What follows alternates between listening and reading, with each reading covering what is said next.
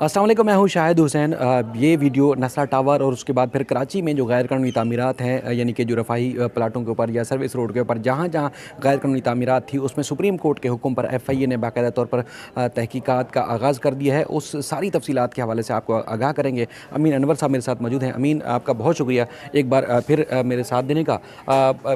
हम एक तो ये चीज़ वाज़ेह करना चाहते हैं कि हम वो चीज़ें रिपोर्ट करते हैं जो अदालतों में ख़ुद देखते हैं, ख़ुद सुनते हैं, ख़ुद जो मुख्तलिफ़ इदारों की जानिब से रिपोर्ट्स पेश की जाती हैं या अदालतों के अहकामात होते हैं, यानी कि कोर्ट मिस कोर्ट नहीं करते। बहुत सारे हमारे दोस्त जो है वो लहक लहक के मुख्तलिफ़ जजेस के नाम से मनसूब करके जो है वो मनसूब करके कुछ रिमार्क्स जो है वो चला रहे होते हैं। ऐसा हरगिज़ नहीं, जो हम देखते हैं वो कोशिश करते हैं कि वो आप तक पहुँचाएँ। नसरा टावर के हवाले से बहुत सारे लोगों के दिमागों में सवाल थे कि सुप्रीम कोर्ट ने नसरा टावर को मस्मार करने का तो हुक्म दिया है, लेकिन नसरा टावर के असल ज़िम्मेदारों के ख़िलाफ़ जो है किसी किस्म की कार्रवाई नहीं की गई है। आज जो हमने एक नोटिफिकेशन हासिल किया है, बल्कि लेटर हासिल किया है, जिसमें सुप्रीम कोर्ट ने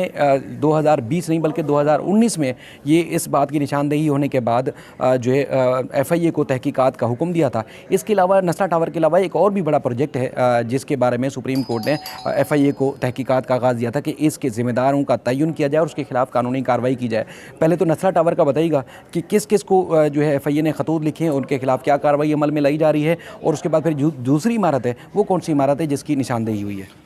जी बिल्कुल, शायद आपने बिल्कुल ठीक कहा कि हमारी कोशिश यही होती है कि जो हक़ाइक़ हैं, जो फैक्ट्स हैं,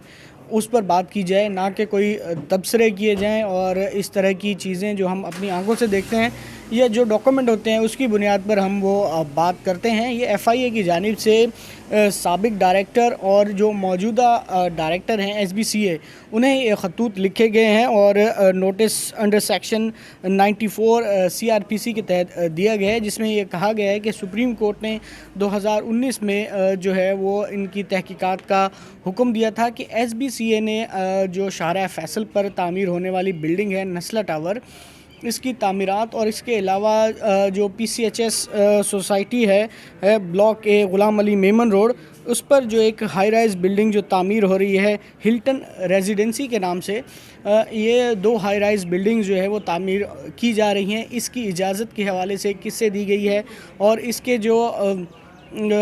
जो भी कायदगियाँ हुई हैं, जैसे कि इस लेटर में लिखा गया है कि नस्ला टावर की जो इमारत है वो 1121 स्क्वायर यार्ड पर तामीर की जा रही है और इसका जो 77 स्क्वायर यार्ड का जो रकबा है वो इंक्रोच किया गया है। और इसी तरह ये जो हिल्टन रेजिडेंसी है, इसकी भी जो हाई राइज बिल्डिंग है, इसकी इजाज़त जो है वो SBCA ने दी है। लिहाजा इस हवाले से 2 बिल्डिंग्स जो हैं, इसकी हाई राइज कंस्ट्रक्शन की जो इजाज़त है वो SBCA की जानिब से दी गई है। इसका तमाम रिकॉर्ड जो है FIA ने तलब किया है कि इन दोनों बिल्डिंग के हवाले से जितने भी अप्रूव प्लान हैं, जो भी नक्शे पास किए गए हैं, जितनी भी NOCs जारी किए गए हैं और जो भी डॉक्यूमेंट SBCA के पास है, इस तमाम का जो रिकॉर्ड है वो FIA को जो है वो उसके हवाले किया जाए, ताकि सुप्रीम कोर्ट के जो अहकामात हैं 2019 में जो दिए गए थे उसकी तामील कराई जा सके। अमीन, आपका बहुत शुक्रिया, आपने अपना कीमती वक्त दिया। ये सुप्रीम कोर्ट ने जिस तरह हुक्मनामा जारी किया, उसके बाद फिर जिस तरह ये लेटर सामने आया, मैं कोशिश करूँगा कि जो मुतल्लिका दस्तावेज़ात हैं वो स्क्रीन पर आप देख भी सकें।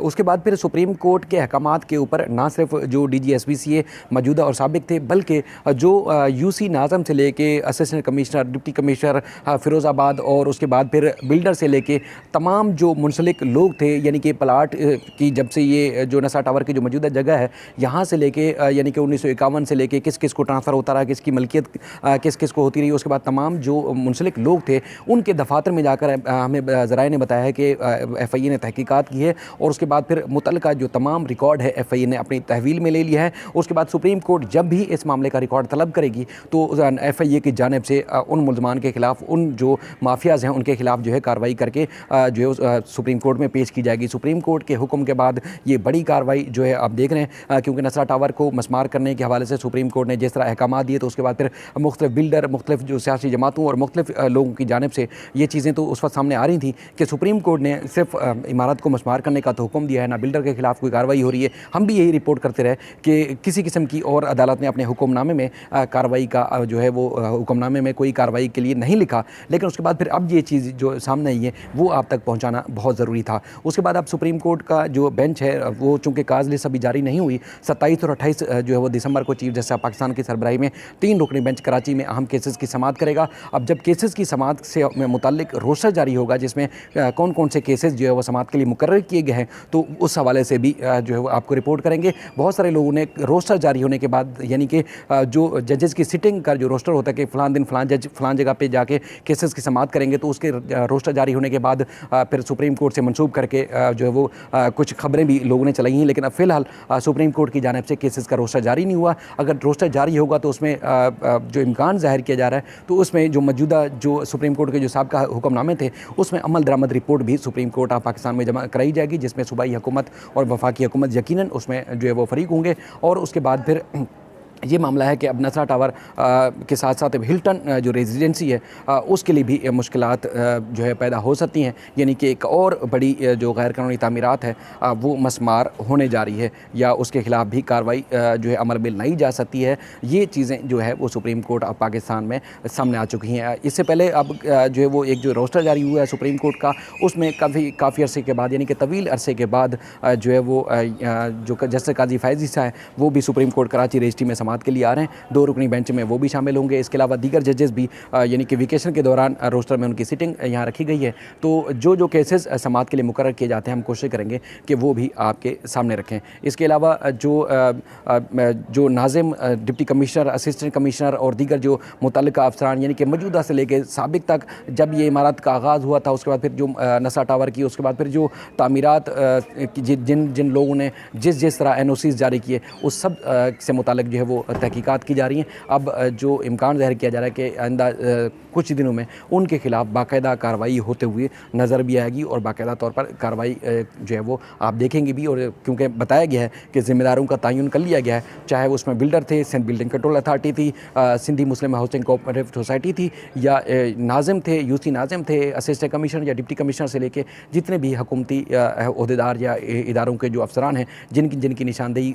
FIA ने कर ली है, तो उनके खिलाफ जो है अब बाकायदा तौर पर जो कागज़ी कार्रवाई तो मुकम्मल हो चुकी है। अब उनके खिलाफ FIR से लेके आगे जो कार्रवाई होगी वो भी इम्कान ज़ाहिर किया जा रहा है कि वो की जाएगी। ये इंतहाई अहम तरीन अपडेट्स ही हमने कोशिश की कि आप तक हक़ाइक़ पहुँचाएँ, लेकिन वो बातें जो हमारे देखने वाले अक्सर कहते हैं कि वो अमीन ने मोबाइल क्यों उठाया होता है और फ़लाँ ने क्यों उठाया होता है, तो यकीनन हम 10 से 12 या 15 खबरें रिपोर्ट करते हैं और जिस तरह हम फुटवर्क करके काम कर रहे होते हैं, ये नहीं है कि सामने एक खबर को लिया और उसके बाद फिर वीडियो खड़े होकर आप पेल दी, उसके बाद फिर आप लहक के बताया कि जैसे सब कुछ हमने खुद देखा। हम खुद देखते हैं, खुद चीज़ें सुनते हैं, खुद न्यूज़ क्रिएट करते हैं मुख्तलिफ़ चैनलों में। अल्हम्दुलिल्लाह अच्छी जो है वो एक सैलरी के ऊपर हम जॉब करते हैं। जितने भी मेरे साथ आपको यूट्यूब पे दोस्त नज़र आते हैं, यूट्यूब हम पार्ट टाइम और उसके बाद फिर समझ लें कि ऐसे दोस्त जो असल हक़ाइक़ जानना चाहते हैं उसके लिए सिलसिला शुरू किया था, ना कि मेरा ये ज़रिया माश है। कोशिश करता हूँ कि जो अच्छी चीज़ें, चाहे वो किसी इदारे के ख़िलाफ़ हों, किसी सरकारी इदारे के ख़िलाफ़, किसी लॉ एनफोर्सेस इदारे के ख़िलाफ़, जो कुछ अदालतों में होता है हम अपनी तरफ से नहीं बोलते। किसी भी खबर को आप किसी भी फोरम पर चैलेंज कर सकते हैं। जो कुछ अदालत में होता है हम वही आपके सामने रखते हैं, ना तो किसी पार्टी या किसी सियासी जमात, ना ही किसी इदारे की मुखालफत में कोई चीज़ होती है, क्योंकि हम उस तरह रिपोर्ट करते हैं कि जैसे एक बहैसियत रिपोर्टर जो फील्ड में खड़े होकर ख़बर देता है, हम उसी अंदाज़ में ही, हमारा अंदाज़ भी वही है कि उसी तरह आपको बताएं। चूँकि हमें ना सिर्फ अदालतों में दोबारा आना होता है, हमें उन इदारों की, उन अफसरान का, उन वकला का, उन तमाम जो मुतासरीन हैं, वो लोग हैं जो किसी न किसी तरीके से अदालतों से जुड़े हुए हैं, तो उनका दोबारा सामना भी करना होता है। तो इसलिए जो लोग सामना नहीं करते वो बैठ के किसी न किसी तरह का झूठ या फसाद फैलाने की कोशिश करते हैं। हम कोशिश करते हैं कि किसी का हक तलफी किए बगैर आप तक असल हक़ाइक़ पहुँचाएँ जो हमारे सामने आते हैं। अपना ख्याल रखिएगा। फिर किसी और व्लॉग के साथ आपकी खिदमत में फिर हाज़िर होंगे। अल्लाह हाफ़िज़।